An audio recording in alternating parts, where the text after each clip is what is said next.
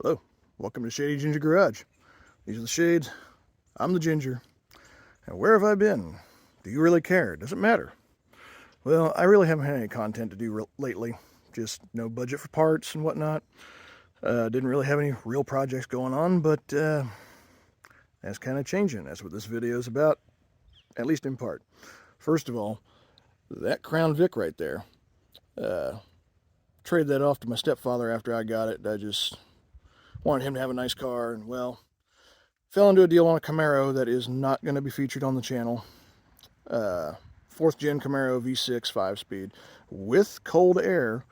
Did a little redneck body work on it and was talking to my stepfather about it, and he's like, I'd like to find one of those. Well, his age and income, he isn't going to find one. They're even crappy V6 5-speeds in rough shape are $2,500. So I was like, well, I'll tell you what, I gave you that Crown Vic, and it doesn't really seem to be a car you're enthusiastic about, so if you want, I will trade you the Camaro and take the Crown Vic back. So that's what we did. He's been driving and loving the Camaro. He's been driving it like a teenager. We went and did a little more work on the Camaro, and afterwards I winterized it, and it had straight water in the radiator, so we drained all that and put proper coolant in it and bled the air out of it. And I could hear him for blocks driving that car out, just rapping it out between gears like a teenager. He's loving that thing. And I got the Crown Vic back, which I love. I love these old boat cars. So anyway, that thing's been not only a daily driver for me, but I drove it 200 plus miles round trip down into Arkansas last week to pick up a project, and I would say it's my most recent purchase, but it's not. To backtrack a little more, if any of you've seen the brown cargo van I had on the channel, I was going to build that. It was going to be like a 70s tribute van. Well, another van showed up on Marketplace, and I really wanted it, and I got to talking to the guy. He wanted $2,200 for it.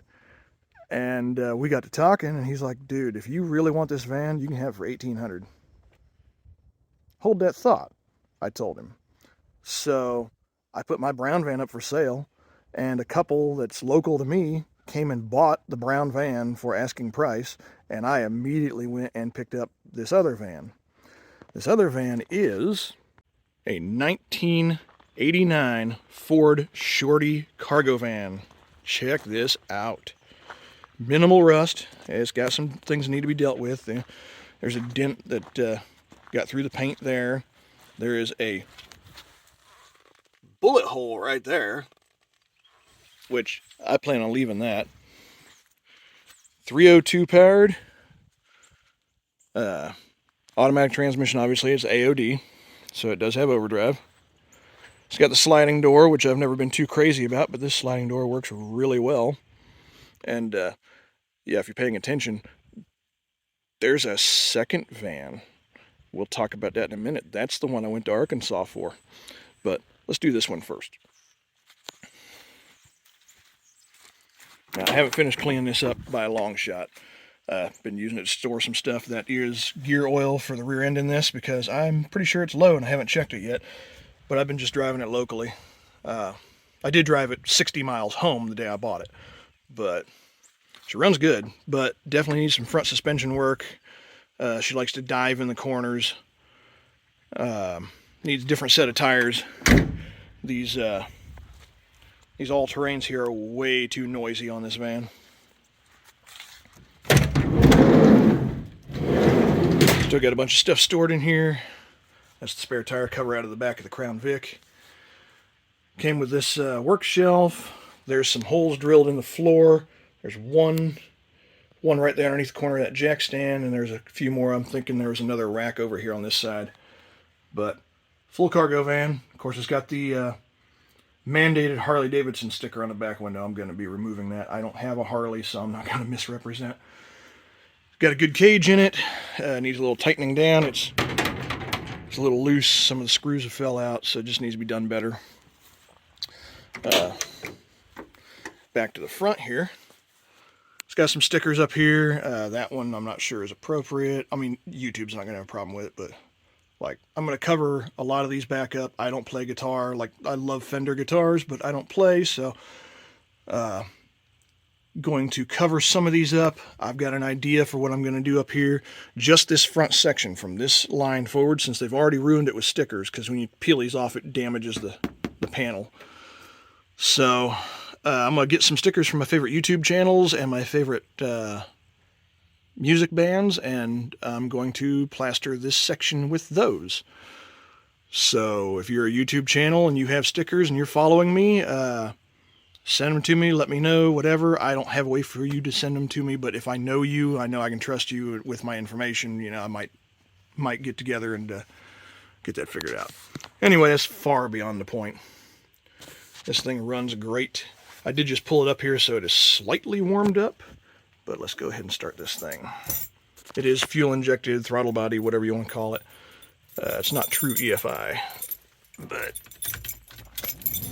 she does start pretty easy, but she does idle a little high. It will come down from that idle, but for sake of the video, we're just going to leave it for a minute.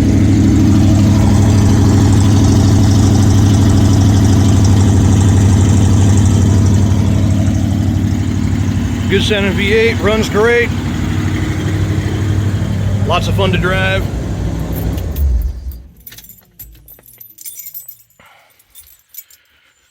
I am planning to build out the interior on this one, but how I build it out kind of depends on what I do with the other van. So right now the tentative idea, I'm leaving the cage for sure. That shelf's probably coming out. Focus. That shelf's probably coming out. Don't know if I'm going to do a bed in the back or just seating to kind of hang out. I don't smoke and I don't drink, so this is not a party van. Nothing creepy here, although, you know, I do have some fun with the whole creeper van thing. You know, I tease friends about it and shit. But I'm thinking if I can figure out how to do it, I want to do black vinyl diamond tuck interior with red stitching in here. I think that would look really killer. Need to retint the windows. I'm going to leave the ceiling panels up here. I need to figure out how to fix that one. And I'm going to leave the ceiling white, I think. Because with the black walls, it's going to look really dark in here. So if I leave the white ceiling, it'll allow some light to be, you know, natural light to actually reflect in here. But I'm going to recover the floors with something else. There was a green carpet in here. I peeled it back and found this much, much older orange carpet, which is interesting. So, leave that in here for now. It doesn't seem to be causing much for rust. In my brown van video, I showed that it had a bunch of rust. Oh, that's locked, of course. I'm not going to unlock that right now. Anyway, it had a bunch of rust back there along the rear edge. This van does not have that. The brown van also had rust at the back of the fender wells on both sides, especially over there. You could pass a duck through it on the other side on that side of the brown one.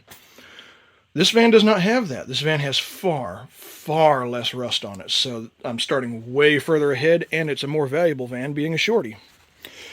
One of the problems here, see these coolant jugs, they're mostly empty.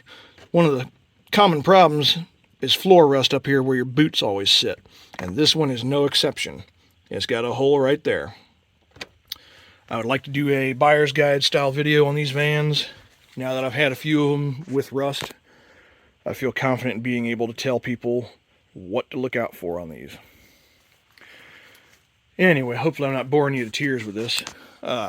It did have a ladder rack on it one time because this was obviously a work van. They found a low clearance location of some sort where there was a tree limb or a tree limb fell on it or whatever, bent the crap out of their ladder rack, and it bent the hell out of my rain gutter. So I got to straighten that out in 4 locations. Luckily, damage to the roof was minimal. There's a little dent back there. So, anyway. That closes really nice for a sliding door. and the front door is closed nice. Don't know what the mileage is on this van, probably a couple 100,000. As old as this van is, does it really matter what the mileage is? It's got a single fuel tank, which I am thoroughly happy about. I don't care for dual tanks because one tank never gets used and then it causes problems for the other tank. Common issue on these Fords is, probably not articulating this the best way, but the selector valve that switches between the two tanks will fail in a couple of different ways. In one way, it won't allow you to get fuel at all from the fuel system. The other way that they commonly like to fail is you'll have fuel in the front tank and be running it, and there'll be fuel in the rear tank, and as the front tank pulls down fuel as it's being used, that selector valve will pump fuel into the front tank from the rear tank. So you think you're getting really good fuel mileage when what's really happening is it's sucking fuel out of the wrong tank into the right tank and then into the fuel system. Not a great deal. So usually what I like to do, and what a lot of people like to do, there's videos on YouTube about it, is delete one tank and bypass that selector switch. Now, this being a single tank van, that doesn't really matter. This tank does have a leak at the top though, so I do need to drop this tank and fix that. And the fuel gauge doesn't work, so I'm going to put a new sending unit in this van. There will be a video on that at some point. It may not be till spring, because it's cold and wet and rainy, and it's only going to get worse for the next couple of months. Anyway, the reason that I'm talking so extensively about dual tanks is because this van has them. Now, the front tank is a saddle tank, and the rear tank sits between the frame rails. In the back, it's a much bigger, well, that one sits inside the frame too, but this one is a much bigger tank, and it takes up all the space between the frame rails, between the axle and the rear bumper. So, I am planning to delete this front tank and replace the rear tank. This van is currently set on the front tank, and it's not pulling fuel. So either the fuel pump's out or the selector valve's bad. So I'm just going to eliminate the whole problem. Front tank's coming out, rear tank's getting replaced. Yes, you can buy brand new tanks, straps, everything for these vans still. O'Reilly's has it all. So delete the front tank, delete the selector valve, and just run the fuel system direct from that rear tank up to the carburetor. Yes, this one's carbureted. So that's the plan there. But we'll see. It's probably going to cost me $300 per van to handle what I got to handle, because just for good measure, I'm going to replace the fuel tank in that one as well. Fuel tank's like $160 for that. So I believe the rear tank's a little more, but in the same ballpark for price. So that's going to be new fuel tank on the Shorty, new sending unit, and I'm going to replace the straps because the straps are ridiculously cheap. $25 a pair. That's awesome. That's like square body Chevy prices for tank straps. I love it. So that's going to be an all new fuel system in that one. This is going to be an all new fuel system. Front tank's going to get deleted. Rear tank is going to get replaced, and then get rid of the selector valve, and we're going to run all new lines up to the carburetor. So I should not have any more problems out of this one. Well, I'm probably going to have to go through the carburetor. It's a 2-barrel. But yeah. 2-barrel Fords are pretty resilient, but they do have some issues. And I'm not a carburetor guy, so I need to get on Junkyard Diggs' YouTube page and watch his carburetor video, because I need his expertise. Either him or Thunderhead 289, but they're like the carburetor guys as far as I'm concerned.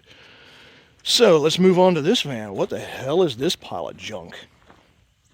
Kind of doing this all in one shot for now, till I've got more to show you, and we are planning to do more here. So this is a 1984 Ford E150 camper van. It's what they call a high top. I don't know if Ford ever called them a high top. I know Chevrolet did. But anyway, this is also 302 powered with an AOD transmission, which I think is a little light for the weight of this rig, but this rig also doesn't have a bathroom setup. So it doesn't have the extra weight of like the big black tank that you would have in one of those and whatnot. Pretty minimal for what's going on in here. This sliding door, Did open great the first couple times that I opened it, but now the wood paneling is kind of falling apart on the inside and it's catching. So we'll start with the front. I have not cleaned this thing up at all. So just doing a quick tour. Nice blue interior. Pretty nice blue dash pad. Not cracked at all, but it is filthy and maybe a little faded. I won't know until I get it cleaned up. The speaker grill is pretty nice. It does have a couple of little damaged spots on it, but the dash itself is really good. I mean, look at that radio and that heater control. That is beautiful. It's got a low ceiling right here. Then we're going to go to the other side.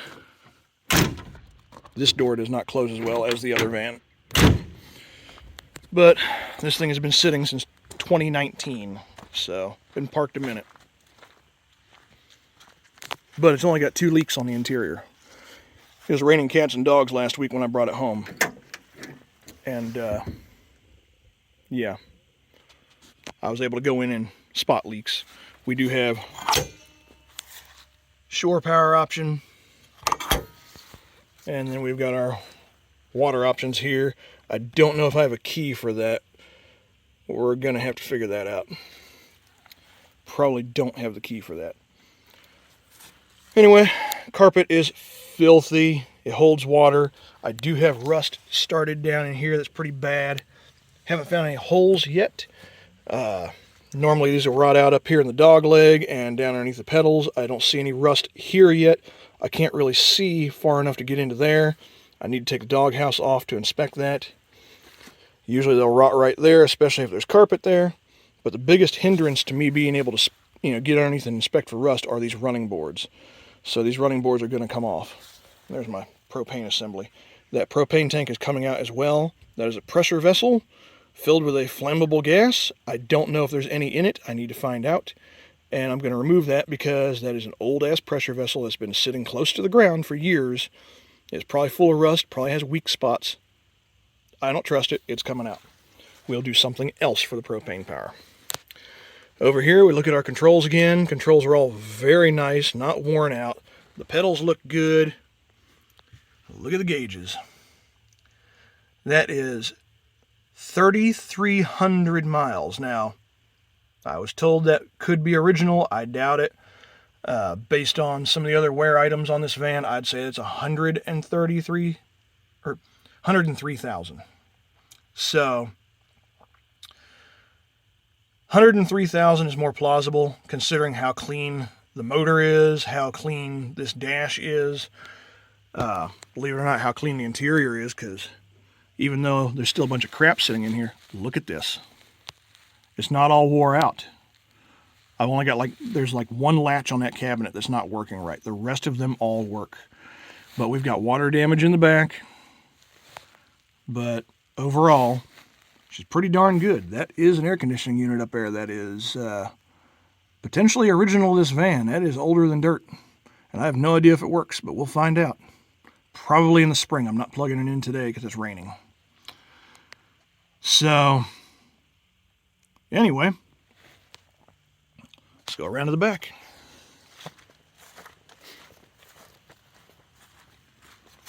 This one does have the spare tire hanger. Oh, there we go. Sometimes these buttons will stick, and this one just did it. Anyway, here's the bed. Bed does fold up. Unfortunately, the cushions are dry rotted because, these back doors always leak. If they don't leak right there, they'll leak right here between them, and you'll get water here. And also, UV rays coming in through these back windows. I do plan to ceramic tint the windows in this van. So that'll take care of some of the UV damage. But these are all dry rotted. I'm going to have them replaced or redone. Thinking about doing vinyl because it's easier to clean up and it'll shed water better, but it'll still be susceptible to UV light. But we do have a pretty nice interior here. This rack doesn't belong here. It's just sitting up there, but I might leave it there because, it could be useful. That storage up there is clean. There's nothing in it. But I was hoping the table would be here, because if you look down here, you can see where the pedestal would have been mounted. So the pedestal, base, post, and tabletop are all gone. I need to find a replacement. We do have a stove. It is very clean. No mouse nest in it. No mouse nest in the cabinet below either. Believe it or not, the refrigerator's clean. Unfortunately, the seal is bad. It's falling off of the door, and the seal is molded.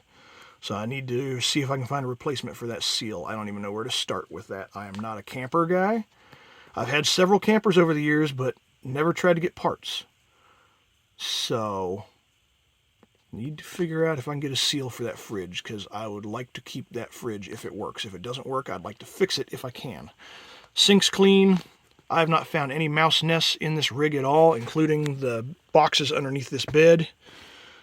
That doesn't mean I won't find a mouse nest somewhere. I do plan on removing the carpet. I love the blue carpet in this camper. Absolutely love it. But it's a moisture trap. So it's going to come out, and I'm probably going to try to put like a vinyl laminate floor down in this van if I can figure out how to do it correctly. If you know how to do it correctly, please link a video, tell me about a video. Tell me about it in the comments. I would love to know anything that y'all can educate me on about fixing this thing up. Not so much mechanically, like I've got the motor, transmission, and fuel system covered, but as far as like the interior, what to do, how to properly put a floor in this thing, let me know, please. I would greatly appreciate it. We do have curtains throughout the rig. They're in pretty decent shape, but I'm probably going to have to replace them as well because they're all dried out. Makes them kind of a fire hazard. Like to do some flame retardant stuff in here. Hopefully you never need to use it, but, you know, just in case, it would be nice if we're in here sleeping and it catches fire, we can get out before we die. Wood paneling's all coming out. I love the way it looks, but it's all dry rotted and weather damaged, and again, it's a fire hazard, especially with wiring running through it. I was going to do it in this video, but I will probably do a separate video where we clean this rig up, because this video is getting really long, and I don't know if anybody's going to watch this video. But all the wood paneling's got to come out, and I got to decide what I'm going to replace it with. That's going to be a job and a half. I am no carpenter, so we'll see. Anyway, like I just said, I'm going to do a separate video of cleaning this rig up. And we may put a battery in it and see what comes to life.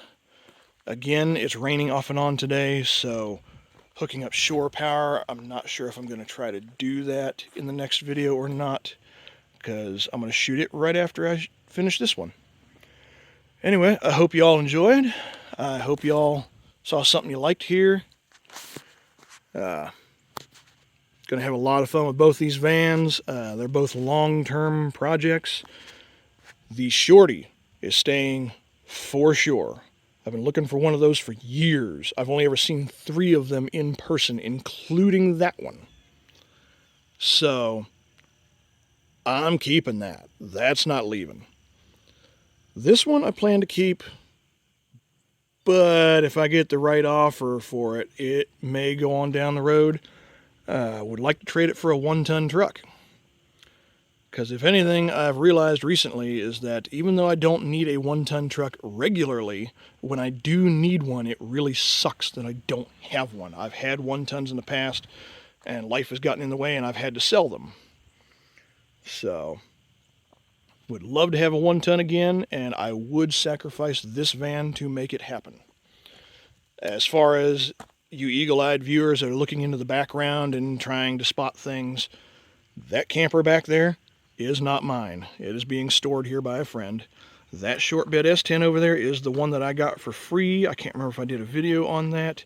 That is a 2.2 powered 5-speed short bed. I was going to build it. Had to put a windshield in a car.